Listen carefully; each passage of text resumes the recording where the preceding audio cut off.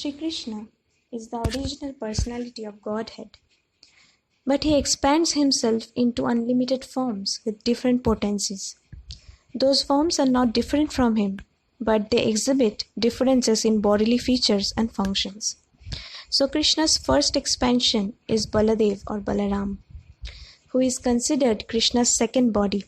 And in his pastimes, Balaram is the brother of Krishna, dear brother of Krishna. Balaram assists in Krishna's innumerable spiritual pastimes in both the spiritual and material worlds. First, Krishna expands into Balaram, then Balaram expands himself into four personalities: Mahashankarshan, Vasudeva, Pradyumna, Aniruddha, together known as the first quadruple expansion. Then out of these four, Shankarshan expands into Narayan. Narayan further expands into the second quadruple expansion of Shankarshan, Vasudeva, Pradyumna and Aniruddha. This Sankarshan expands himself into Karanodakashayi Vishnu or Mahavishnu. Pradyumna expands into Garbhodakashayi Vishnu. Aniruddha expands into Kshirodakashayi Vishnu. Mahavishnu is the creator of the total material energy. He creates all the universes. Then Garbhodakashayi Vishnu enters all the universes and creates the variegatedness. Then Kshirodakashayi Vishnu is the all-pervading super soul and also Paramatma in the heart of all living beings. Shesha or Sheshanag is another expansion of Sankarshan, who is the serpent who coils up to make a comfortable resting bed for Lord Vishnu. Shesha is Balaram's form who assists in Lord's personal services. He is also called Ananta, meaning unlimited, because he assists in the Lord's unlimited pastimes. He is the one who holds all the universes and their planets in proper places. One may wonder how come the planets and stars are floating and not falling down. Well, this is the potency of Ananta. So, Lord Balaram, as the source of all these forms, is the creator and maintainer of the material worlds. Also, by the desire of Krishna, Balaram creates the spiritual worlds, the planet of Golok Vrindavan, and the countless Vaikuntha planets in the spiritual sky. So he is the predominator of the creative energy of Krishna. He sustains all the spiritual planets with full opulence of knowledge, wealth, power, beauty, and all of which pervade the entire spiritual kingdom. Whenever Krishna appears in the material world, he is accompanied by his associates. More than 5,000 years ago, when Krishna descended into the material world, he was first preceded by Baladev. When Baladev appeared as the seventh child in the womb of Devaki, Maya Devaki could understand that this was a divine child, and therefore she became more and more concerned about his safety. Even Kamsa could sense the potency of Balaram even when he was in the womb. So Balaram became fearful.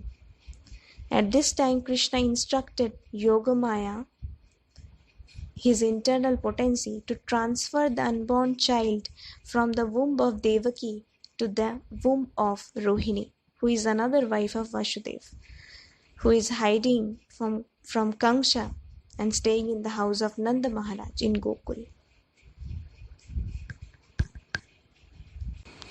In this way, Balaram was born in Gokul under the protection of Nanda Maharaj. Then Garga Muni came at the time of name-giving ceremony. He named the child Ram, one who gives all pleasures, and predicting his immense strength, Garga Muni predicted that he will also be known as Balaram. Then, as he was forcibly attracted from the womb of Devaki to the womb of Rohini, he was also to be called as Shankarshan. As the son of Rohini, he was known as Rohini Nandan. As the elder brother of Krishna, he was called Dauji. Anyway, he has thousands of names as mentioned in the Balaram Sahasranam. Lord Balaram is very, very powerful, and he eternally looks like a 16-year-old boy, full of luster of youth. He has a fair complexion. He wears blue garments and garlands of forest flowers. He has soft black hair. His handsome hair is tied in a knot at the top of his head. He wears splendid earrings which adorn his ears and touch his cheeks. In his neck he has splendid garlands of flowers and strings of jewels. He wears beautiful armlets and bracelets ornaments in his graceful and very strong arms. His feet are decorated with jeweled ankles. His face is decorated with tilak. He has a broad chest. His voice is very grave, and his arms are very long, touching his thighs. This is the beautiful form of Lord Balaram.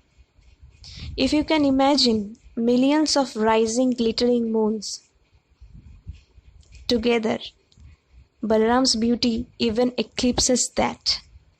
A slight portion of his boundless strength is sufficient to destroy many armies of demons, like Dhenukasur, Pralambasur. He killed them all so heroically. With his plough he could drag the whole area of Hastinapur, and he could make Yamuna run into 100 streams. So, Balaram means Bala means personification of strength, and Ram means the giver of all pleasures. Sri Balaram is the devotee form of the Lord Krishna, who knows nothing but service to Krishna. Although he knows that the Krishna is actually the Supreme Godhead, but as his younger brother, out of love for him, he never leaves Krishna alone in the forest, even for a moment. Balaram is Krishna's dearest friend. If Sri Krishna is a Supreme Personality of Godhead in the mood of accepting service from his devotees, Sri Balaram is the Supreme Personality of Godhead in the mood of rendering service to Krishna. Lord Balaram exemplifies the service attitude to Krishna. His only mission is to please Krishna by rendering service to him in every possible way. The land of Vrindavan comes from Balaram. Krishna's ornaments, his dhoti, his garlands, his paraphernalia, his prasad are all expansions of Balaram. All the musical instruments used to sing the glories of the Lord, like the mridanga, the karatal, are all expansions of Balaram. Lord Balaram is the eternal companion of Krishna. He is Lakshmana with Ram. He is Nityananda Prabhu with Chaitanya Mahaprabhu. He is also known as the original spiritual master, the Adi Guru. And anyone desiring to make spiritual progress must first get the mercy of Lord Balaram. Without the mercy of him, no one can get the mercy of Krishna. Balaram can destroy all our anarthas. So we must pray to him to destroy the anarthas of lust, anger, greed, illusion, envy, and pride, which are stumbling blocks in the path of devotion. And we should beg for his mercy so that we get empowered to engage in the devotional service of Krishna. Thank you very much. Hare Krishna.